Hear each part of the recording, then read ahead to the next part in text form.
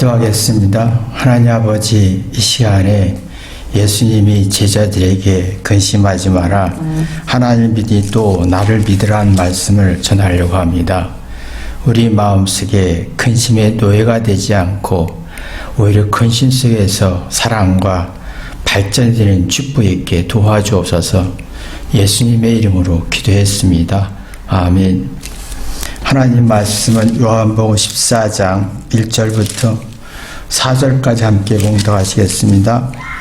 너희는 마음에 근심하지 말라, 하나님을 믿으니 또 나를 믿으라. 내 아버지 집에 거할 곳이 많도다. 그렇지 않으면 너희에게 일렀으리라. 내가 너희에게 위하여 처소를 예비하러 가노니 가서 너희를 위하여 처소를 예비하면 내가 다시 와서 너희를 내게 영접하여 나 있는 곳에 너희에게 있게 하리라. 내가 가는 곳에 그 길을 너희가 알리라.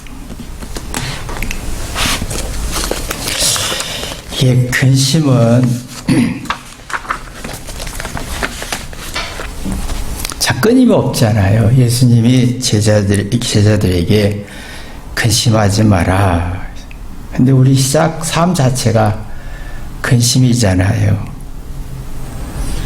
그러니까 이게 잠에서 깨어나면서 눈 뜨면서 무엇을 먹을까? 어떤 옷을 입을까? 일하러 갈까 말까? 아내 눈치 봐야 되고, 남편 눈치 봐야 되고, 자녀 눈치 봐야 되고, 그리고 내가 왜 그랬을까? 저랬을까? 이 걱정과 근심으로 시작하는 게 우리 삶이. 근데 이게 걱정과 근심은 참 이 불안한 꾸고 부정적인 성질을 주잖아요. 부정은 부담이 되고 불쾌해서 이게 불안하고 불쾌해지면 자기중심으로 발전해져요. 상대 입장보다 자신의 입장이 굉장히 강해지는데, 그러면서 이제 이 적대감이 생기고 경계하고 의심하고 불신하면서 자기가 자기 생각에 빠지는 거예요. 그러면 걱정과 근심이 더 증폭되고 몸과 마음이 피곤해지기 시작하지요. 이 걱정과 근심이 정신 차리게 하는 게 아니라 자신을 더 불안케 하는 동기가 되는 거예요. 그러면 자기 입장이 굉장히 강해지는데, 그럼 자기 입장이 강해질수록 생각하는 지각력이 약해지는 거예요. 그러면 걱정과 근심이 더 증폭돼서 아주 딜레마에 빠지는 거예요. 똑똑한데, 지식이 많은데, 이게 복잡해지는 거예요. 소화할 힘이 없어요. 이걸 객관해서 창의적인 아이디어를 만들 능력이 없으니까 지치는 거예요. 그래서 아이들이 똑똑한데 불안한데 근심에 근심을 재생산하니까 애들이 공부하기 싫어지고 삶이 지치고 무거워지는 거예요. 그래서 디스트레스 현상이 생기는 거죠. 모든 일이 수동적이고 할 수 없이 하고, 그러니까 이게 걱정과 염려가 더 많아지는 거예요. 그러니까 이게요, 이 걱정과 근심이 이기적으로 발전하는 데에 되는데, 이 이기적에서 이타적으로 전환하는 면 걱정과 근심이 더 오히려 정신적으로 강해지는, 더 뭔가 의욕이 넘치는 아주 강한 정신력으로 강해지는 게 이제 또 걱정과 근심의 원인이, 이제 걱정과 근심에서 이타적으로 바뀌면 정신적으로 강해지거든요. 근데 여기에서 우리가 핵심이 있어야 되는데, 사람들이 대부분이 이 이기적인 걱정과 근심 속에서 이타적인 걱정과 근심으로 전환한다는 게 참 힘들다는 거예요. 우리가 해보지 못하고 경험하지 못한 사건이 계속 이 부분에서 막히는 거예요. 자, 보세요. 이게 걱정과 근심에서 걱정으로, 이기적으로 발전하면 자기를 긍정적으로 표현하고 싶어요. 그럼 이게 심각한 문제가 생기는데, 자, 의사에게 말할 때 정확하게 얘기를 해야 됩니다. 내가 어떻게 아프고 어떻게 약을 먹고 잠을 잘 때, 잠 못 잘 때 아주 정확하게 있는 그대로 소화제 먹었다, 모린 약을 먹었다는 정확하게 설명을 하고, 그러면 의사는 피검사와 기계검사를 종합해서 치료 방법이 나옵니다. 근데 우리는 이게 이기적으로 머물면 자기 자신을 좀 조금이라도 긍정적으로 평가하고 싶고 부정적인 면을 저평가하고 싶어지는 거예요. 이게 자존심인데, 그러면 걱정은 더 심해지고 정신적으로 차릴 수가 없으니까 커피를 먹고 의욕과 용기를 만들어내려고 해요. 열정을 만들어내려고 하지만 이게 안 되는 거예요. 우리에게는 의사가 있어요. 우리 안에 의사가 있는 양심이라는 의사가 있어요. 내 자신에 대해서 내가 솔직하고, 내가 이럴 때 이렇고 이럴 때 이렇구나 솔직하게 내 자신을 인식하면 부정도 긍정도 저평가나 고평가하지 않고 있는 그대로 인정하다 보면 양심이라는 세계에서 올바로 판단하게 합니다. 객관적으로 이해하게 하고 잘잘못의 신호체계가 살아나게 해서 걱정이 정신을 차리게 하는 겁니다. 그래서 부모들이 나 걱정했어 라고 하면요, 사랑을 느끼죠. 근데 이 신호체계가 무너지면 내가 너를 걱정했어, 화를 냅니다. 참 이게 달라지는 구조죠. 근데 우리는 지금 걱정으로 시작해서 계속 걱정으로 가지, 이 걱정이 이타적으로 전환해서 정신 차리는 동기로 에너지로 가지는 않는 게 문제지요. 그러면 우리가 사랑한다 하는데 역겨워지는 거예요. 난 너 좋아해.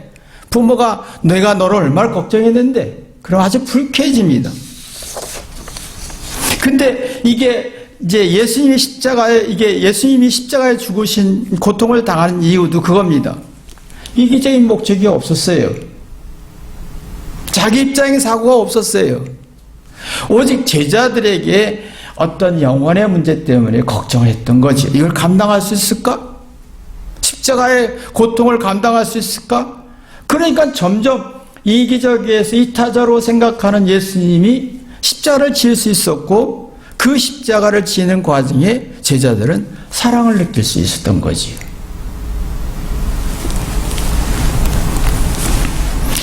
이게 있습니다. 이게 참 부모는 노력하는데, 사랑한다 하는데 자녀들은 불쾌하게 느낄 수도 있어요. 부모들이 자기 이기적인 목적이 강하면 자녀들은 내가 사랑한다는 말이, 부모가 사랑한다는 말을 걱정하고 염려한다는 말을 무시로 느낄 수가 있어요. 대부분의 부모님들이 자녀를 사랑하지는 않습니다. 내가 어렸을 때 이랬는데 너는 왜 그러니? 라고 자기 중심 이기적으로 자녀를 바라보지요. 그럼 자녀들은 걱정하는 게 불쾌해지기 시작하는 겁니다. 그러나 부모가 자기 어린 시절을 생각하지 않고 지금 자녀들의 입장에서 생각하면 지금 자녀들은 능력 중심 속의 경쟁에서 엄청난 자존심으로 뭉치는 구조잖아요. 이게 얼마나 고통스러운 건데요. 그 고난, 걱정과 근심이 불안을 만들어 정신을 못 차리게 하는 사고 구조예요.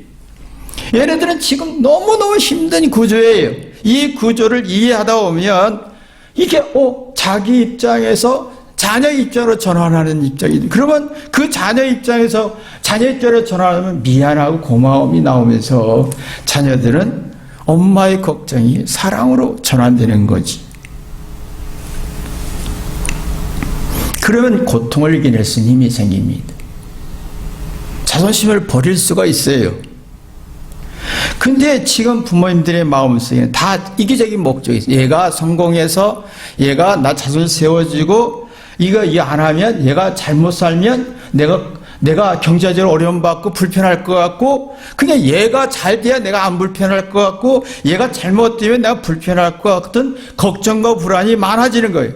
그러면요, 자녀는 이것을 부모가 걱정할 때 불쾌하게 느껴지면서 걱정과 불안이 더 발전해 몸과 마음이 피곤해지면서 화와 신경질로 서로 갈등이 심해지는 거지.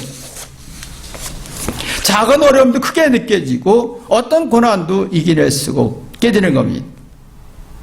그러면 이 불안과 걱정이 자기 재능과 소질을 발견하지 못해서 디스트레스 현상 속에서 아무리 노력하고 고생하고 100점 맞아도 보람이 없는 거예요. 효력이 없는 거예요. 그래서 좀비 현상이 생기는 거예요. 좀비. 요새는 좀비 현상이 전 세계적으로 나타나고 있는 게요. 이 좀비 현상에 지금 청년들이나 학생들 보면요, 좀비 같은 데 아무 의식도 없고 의욕도 없고 의지도 없고 정신도 불안하고 거기는 화와 분노가 파괴적인 공포감이 살벌함이 막 드러나요. 요새 젊은 아들 보면 그게 많이 있어요.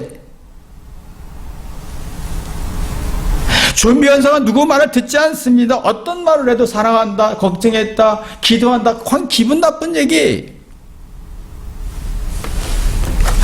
아주 기분 나쁜 얘기예요.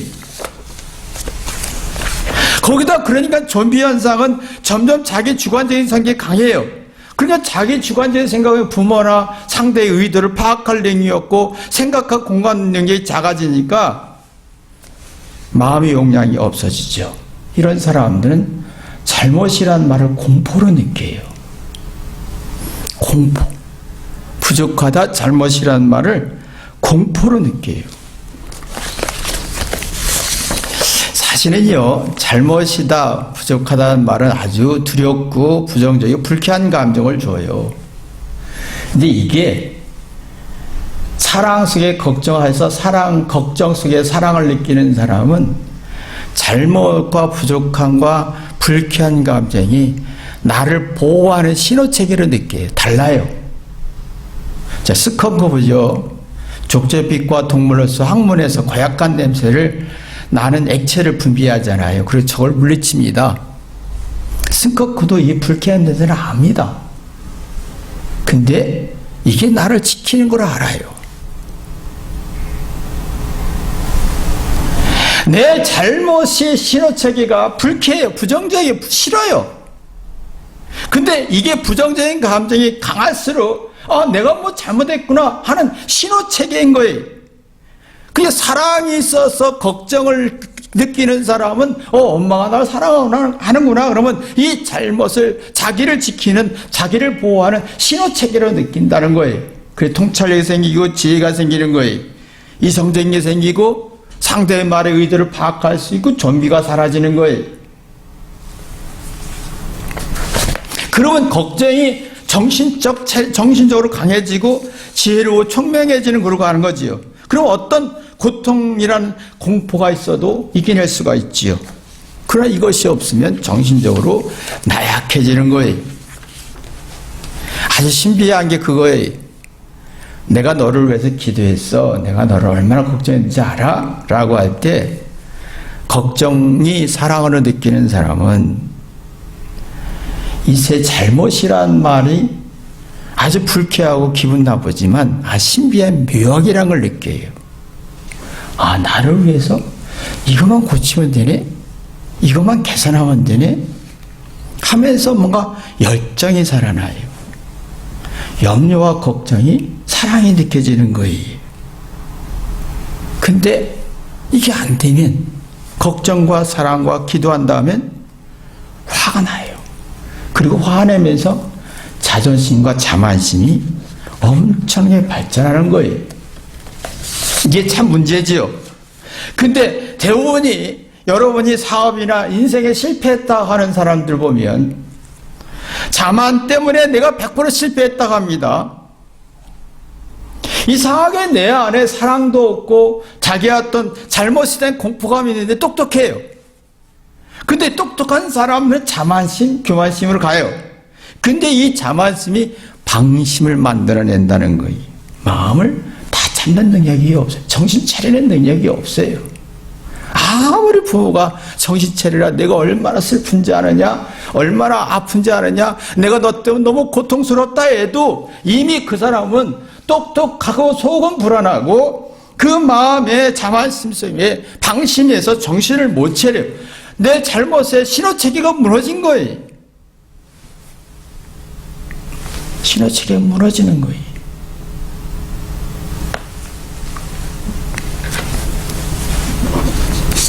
그래서 자꾸 걱정이 많아지는 거예요. 방심에 걱정이 많아지면, 지난번에 한번 설명했잖아요. 결코 일어나지 않는 일에 걱정하는 게 40%라고. 과거 일어났던 일이 30%고, 건강에 필요한 걱정, 불필요한 걱정이 12%고, 사소한 걱정이 10%고, 우리가 해결할 수 없는 일이 8%고, 그럴듯한 걱정이 4%밖에 안 되는데, 이 4% 가지고 우리 인생을 다 망쳐버려요.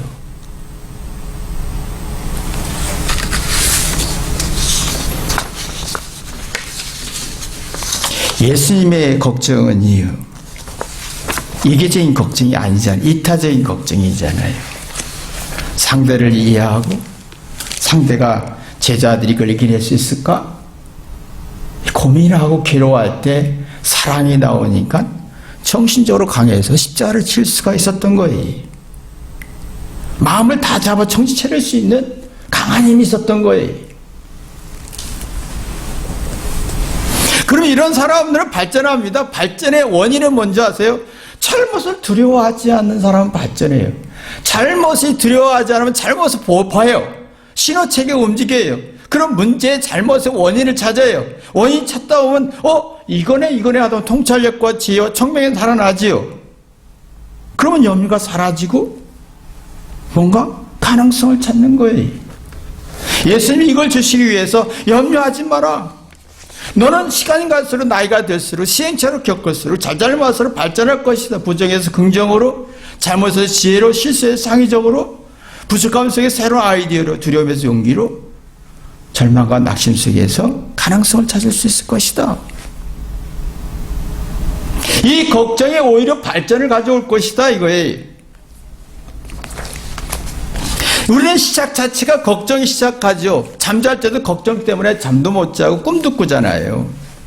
그러나 자기 입장, 자기 중심적 이기적인 상황 속에서 걱정은요, 자만심이 낳고 방심하게 되고 감정이 골이 깊어요. 작은 부정적인 평가에도 이해하려고 하지 않아요. 꼬여요. 뒤집어져요.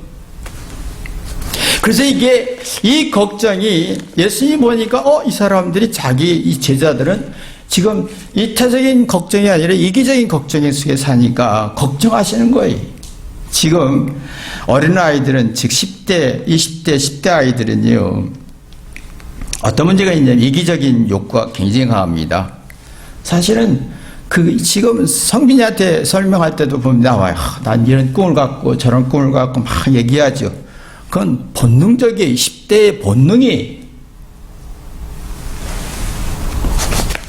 열심히 자기 목적을 위해서 학원 가서 공부하고 하려고 하는, 잠도 안 자고 막 열심히 하려고 하는 것은 자기 이기적인 게 너무 많은 거예요. 자기 꿈이 많은 거예요.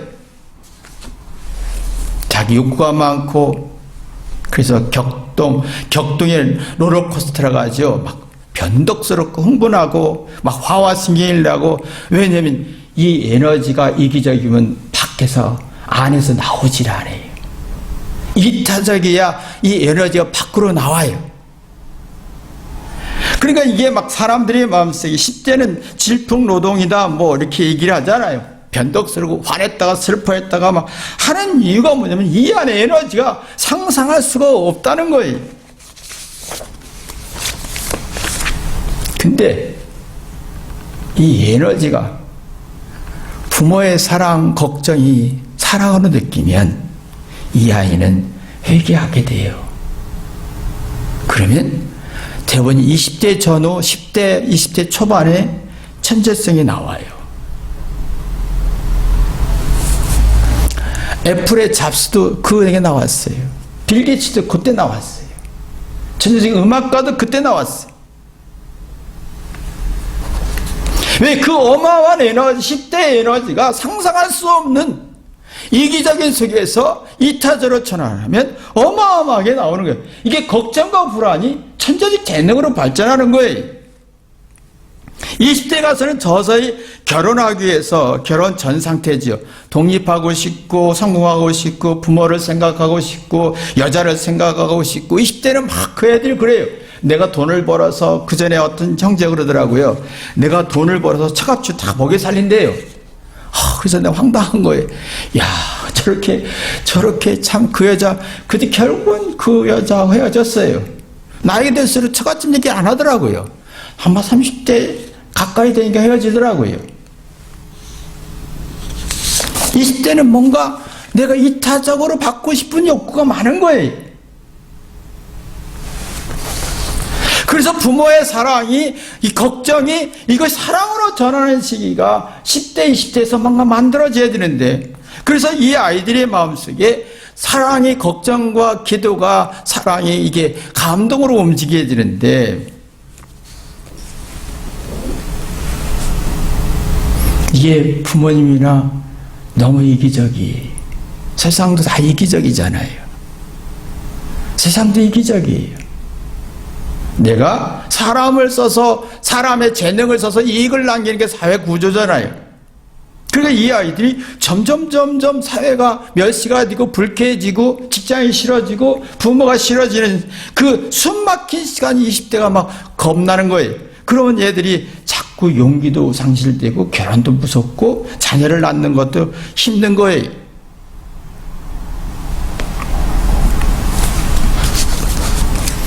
이 에너지를 밖으로 나오게 하려면 사랑이 들어가야 돼요. 그래서 부모의 사랑과 염려와 기도가 미안함으로 전환해야 돼요.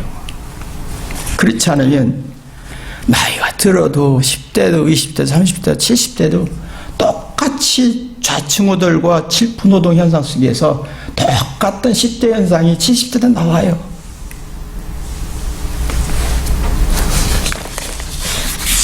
인생이 비참해지는 거예요. 그러니까 내 안에 막 화가, 분노가 나고 질풍노동이 나고 좌충우돌이 나오니까 몸은 아프고 늙어가는데 이 분노가 이 밖에서 터지는 거, 안에서 터지기 시작하는 거예요.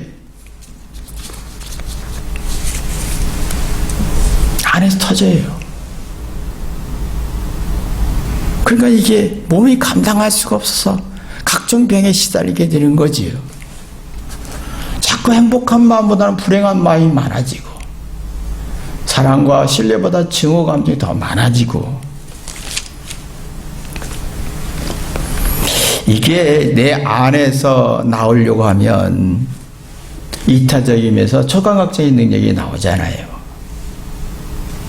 자기 능력이 나와야 자기 사랑을 느끼고 감동을 느끼는 거예요. 그러면 내가 아내는 남편을 위해서 자녀를 위해서 남편은 자녀를 위해서, 아내를 위해서, 부모를 위해서 이런 뭔가 희생하고 이해하려고 하는 구조가 발전하는 거지.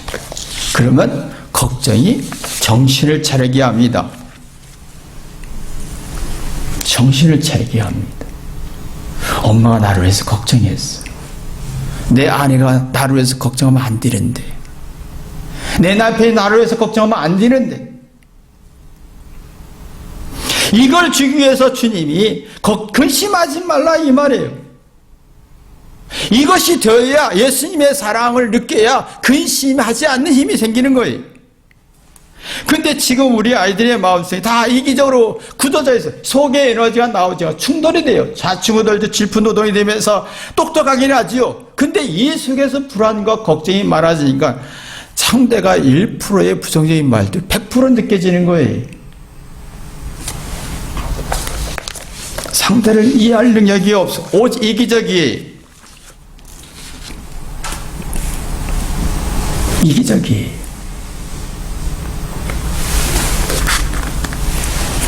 여러분요, 제가 요새 참 재밌는 얘기를 몇 가지 듣는데요. 제가 알고 있는 사람이 아주 똑똑하고 야무진 능력 있는 의사예요.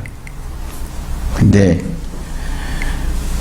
장모님을 1도 고마움을 못 느낀대요. 이기적 욕구만 있으니까. 그리고 장모님 돈만 보이는가 봐요. 그 장모님 막 미워 죽겠다 가는 거예요.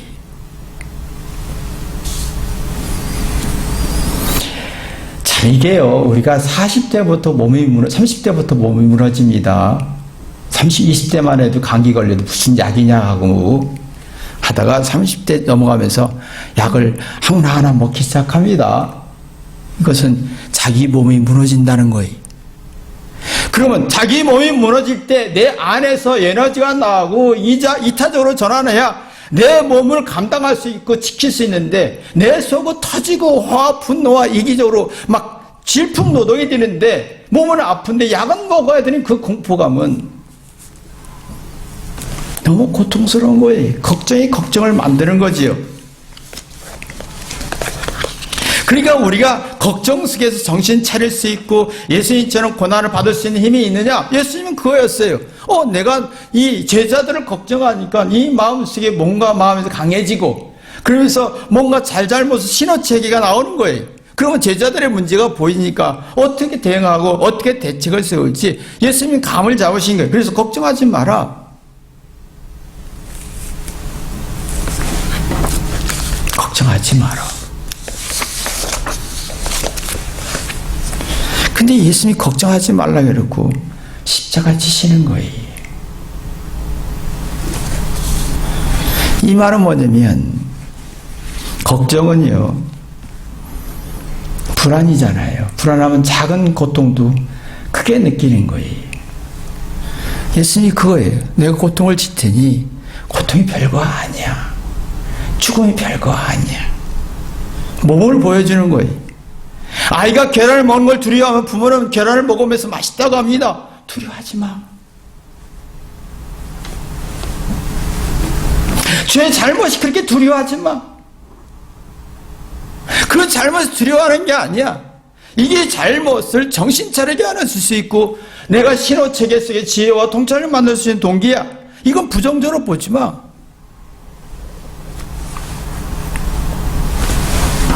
이걸 보여주기 위해서 고난을 받잖아요. 근데 우리는 지금 부모님들이 고난을 싫어하잖아요. 그래서 돈을 벌고 악착같이 편하게 살려고 돈을 벌고 성공하고 막 이 핵심은 고통을 싫어하는 거예요. 무시를 싫어하는 거예요.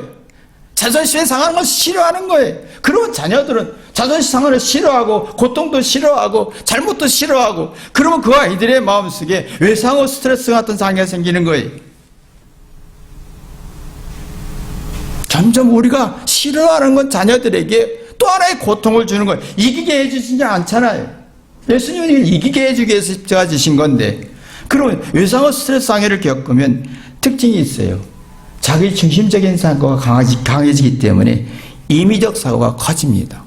내 느낌과 내 생각과 내 기분과 욕구가 모두가 정의가 되는 거예요. 인성이 더럽게 나빠지는 거예요. 교묘해지는 거예요. 그러면 고난을 이겨낼 수가 없어요. 어려움을 이겨낼 수가 없어요.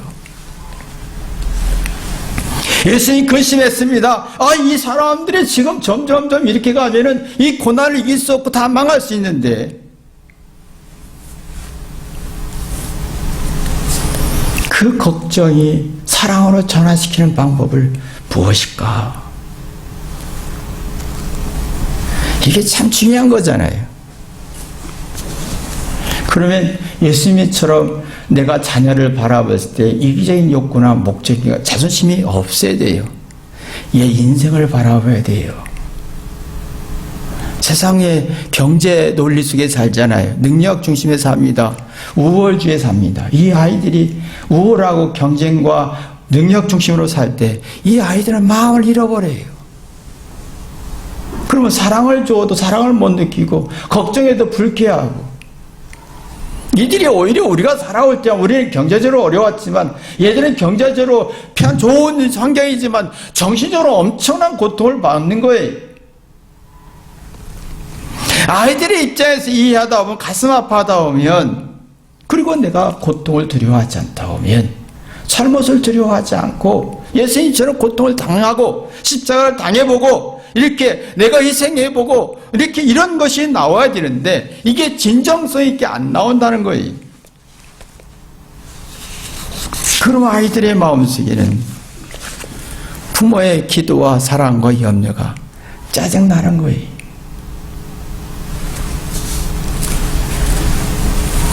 예수님은 걱정과 근심을 이겨냈어요. 이타적인 사고로 희생과 고난을 통해서 근심을 이겨내보니 제자들도 이걸 이기기로 원했던 거지요. 우리는 이게 필요한 거예요. 그러다 보니까 내가 이타적으로 발전하고 고난을 이겨내보니 내가 상대의 제자들을 파악할 수 있지. 그러면 자기 자신을 이기다 보면 십자가 고난을 이길 수밖에 없었던 거지. 나를 지배하는 힘이 생겼죠. 근데 내가 나를 지배하지 못하는 힘이 생기면요, 지금 똑똑한데 다 사람들이 자기를 지배할 능력이 없어요. 다스릴 능력이 없어요. 걱정과 불안과 염려가 많고 누가 사랑한다 좋아한다면 이기적 개선이 빠르지, 그 사랑과 감동에 회개해서 미안해서 내가 더 어떻게 발전할까 하는 생각을 안 합니다.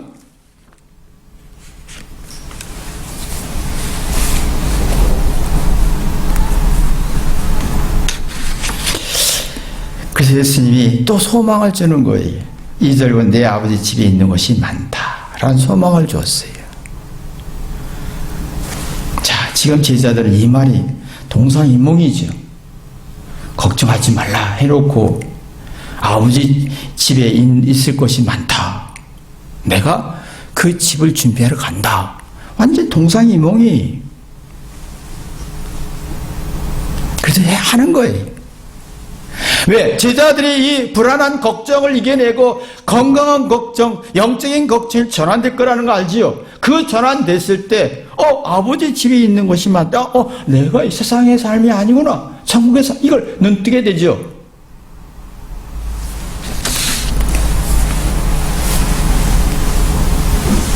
참 이게 소망을 주는 거예요. 내가 사랑 속에서 사랑을 느끼고 부모의 걱정이 미안하고 고마움 속에 느껴지면 현실을 지배할 수 있는, 미래를 볼 수 있는 힘이 생기지요.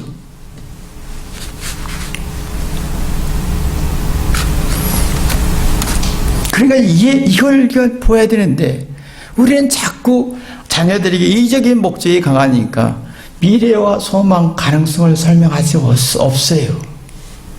제가 잘 되어서 나에게 자녀를 세우고 편함을 주고 내 욕구를 채워주고, 제가 잘못되면 내가 불편할 텐데 힘들 텐데 너무 세상적이죠. 그 걱정을 계속 만들면서 자만심으로 좀비 같은 현상이 생기고 잘못을 공포를 느끼다 보니까 자기 뭔가 잘못해서 신호체계가 무너져서 양심의 체계가 있는 것들을 설명할 수가 없어요. 조금이라도 긍정적으로 설명하고 싶고 조금이라도 부정적인 걸 더 설명하고 싶고, 그러면 내 영혼의 양심이 마비된 신호체계가 망가지면 고난을 이겨낼 수가 없고 걱정이 되고 걱정에 정신을 차릴 수 없는 방심에 빠지게 되는 거지. 그래서 예수님이 하시는 말씀이 내가 가서 너희를 위하여 있을 곳을 마련하면 다시 너희를 데려가서 내가 있는 곳에 너희에게 함께 하겠다. 걱정 마라. 내가 항상 함께 한다. 이 가슴에 제자들의 마음 품고 있는 걸 봐요. 그런데 우리 이걸 못 품잖아요. 저놈이 나한테 불편하지 못할까? 품을 능력이 없어요. 우리가 품고 기도하면서 죽어야 되잖아요. 할렐루야. 품고 자식의 고통과 아픔을 품고 기도하다 보면 영원히 소생해서 죽음이라는 게 아름다워지죠. 근데 이걸 품지 않고 죽으려 하니까 얼마나 영원히 황폐해지는지, 죽는 게 무서워지는 거예요. 여러분 마음속에 정말 걱정이, 근심이 정신체로 영원히 소생하는 축복의 길을 주님의 이름으로 기도합니다. 기도하겠습니다.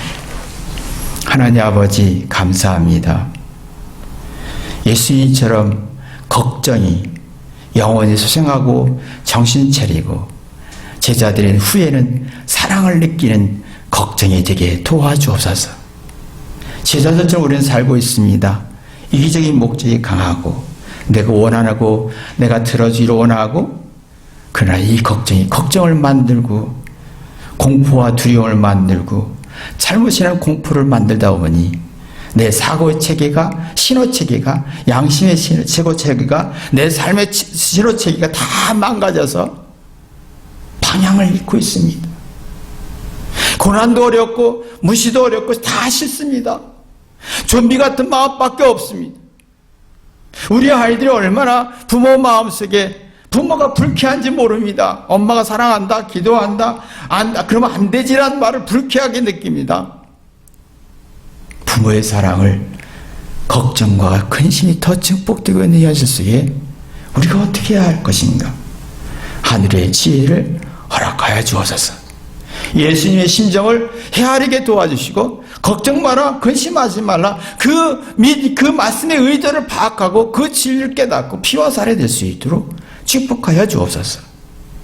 예수님의 이름으로 기도했습니다. 아멘.